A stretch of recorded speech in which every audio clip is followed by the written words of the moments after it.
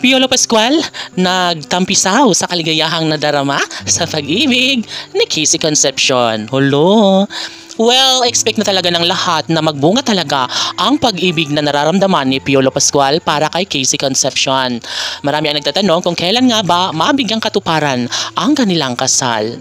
Well, sadyang naghihintay at umaasa ang lahat na sanay balang araw ay magbunga rin ang mga kanilang paghihintay at pagtsatsaga at sanay magiging maisakatuparan na ang pinakamagandang kaganapan na kanilang pangarap na maabot para kay Christina at Papa P. Imbis na magiging maginhawa na sana ang relasyon ni Papa P at Christina, ay syempre naman tuloy-tuloy na sana talaga ito dahil nga ito lamang ang bagay na hinihintay ng lahat. Kung sakali nga na makapagdesisyon na ang nag-iisang Christina na tanggapin ang alok sa relasyon at pagpapakasal ni Piolo Pascual, ay panigurado na magiging happy na ang lahat. Syempre, hindi naman po pwede na basta't gano'n na lang ang mga pangyayari na tuluyang tuldukan ang isang pag-ibig na talaga nga namang ninanais ni Papa P na magbunga ang lahat sa mas lalong madaling panahon.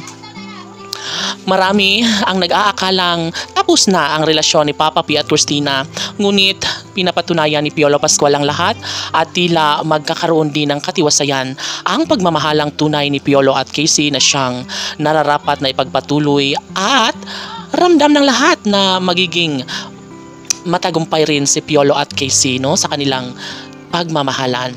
Of course, hindi naman masama kung maikasal nga sila sa mas lalong madaling panahon, ay yun talaga ang makapagbibigay kaligayahan sa lahat. Hindi ba't malungkot ang puso ng kalang mga tagahanga, lalo na't hindi nila maramdaman ang katiwasayan at pagkakatuluyan sa kanilang mga iniidolo na si Christina at Papa P.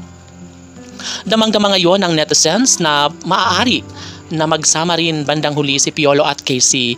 Of course, ang kanilang pagmamahalan ay nariyan handang ipadama sa lahat ng mga taong gustong sumusubaybay sa relasyon ni Papa P at Christina. Marami ang nagtatanong, bakit hindi pa rin kayang patunayan ni Piolo Pascual at Casey Concepcion kung mahal nila ang isa't isa, bakit hindi nila maituloy-tuloy ang kasal na kanilang matagal ng pangarap? Pangalawang tanong, posible nga kaya na mangyayari ang pagbuo ng sariling pamilya ni Papa P at Christina? Well, yes, alam naman natin at ito nga at naghihintay at umaasa sila na darating din ang tamang pagkakataon na sana nga ay maisakatuparan na ang kanilang pinakapangarap na pagsasama hanggang sa pagtanda. Nararapat lamang umano na matuloy na ang lahat dahil si Christina ay karapat-dapat sa pagmamahal para kay Papa P. Of course, hangad ng lahat na sana nga ay magiging masaya na sila sa habang buhay. Nararapat na matuloy nga ang kanilang pag-iisang dibdib. KCPG Fanatics, laban!